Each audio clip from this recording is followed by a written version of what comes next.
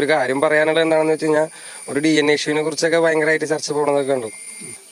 ഈ പാരമ്പര്യമായിട്ട് വിദ്യാഭ്യാസം നിഷേധിക്കപ്പെട്ട ഒരു സമൂഹത്തിന്റെ ഇടയിൽ അപ്പോൾ ഈ പഠനം വിദ്യാഭ്യാസം എന്ന് പറയുന്ന കാര്യങ്ങൾ അവരുടെ പൊതുജീവിതത്തിനകത്തില്ലാത്ത പൊതുജീവിത ശൈലിക്കകത്തില്ലാത്ത ഒരു കാര്യമാണ്. അതിന്റെ ബുദ്ധിമുട്ടുകൾ ഇപ്പോഴും ഇവിടെ പിള്ളേർ അനുഭവിക്കുന്നുണ്ട് എന്നുള്ളതാണ് അതിന്റെ സാധനമേ. അപ്പൊ അതിൽ പറഞ്ഞൊരു വാക്ക് മാത്രം എടുത്തിട്ട് അതിനെ ഒരുപാട് ആഘോഷിക്കലും കാര്യങ്ങളൊക്കെ കണ്ടിരുന്നു ഞാൻ.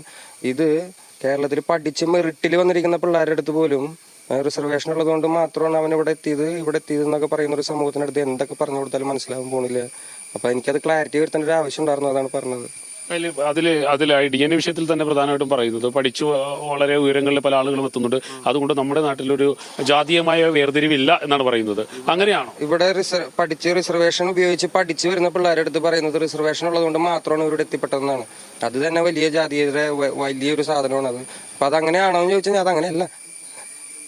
ഇപ്പൊ എങ്ങനെയാണ് ഇപ്പൊ ഈ സമൂഹത്തിനോട് എങ്ങനെയാണ് ഇപ്പൊ പറഞ്ഞ് മനസ്സിലാക്കിക്കൊണ്ട് റിസർവേഷന്റെ മൂല്യവും അത് എന്തളവിലാണ് വിതരണം ചെയ്യപ്പെടുന്നത് എന്നുള്ള കാര്യമൊന്നും ഇവിടുത്തെ പൊതുജനങ്ങൾക്ക് അവരുടെ അറിവില്ലായ്മയ്ക്ക് എത്താതെ ഇത് വെച്ചിരിക്കുകയാണ്. അപ്പൊ അങ്ങനത്തെ ഒരു സമൂഹത്തിനോട് ഇത് എങ്ങനെയാണ് പറഞ്ഞ് മനസ്സിലാക്കി കൊടുക്കാൻ പറ്റുക നമുക്ക്?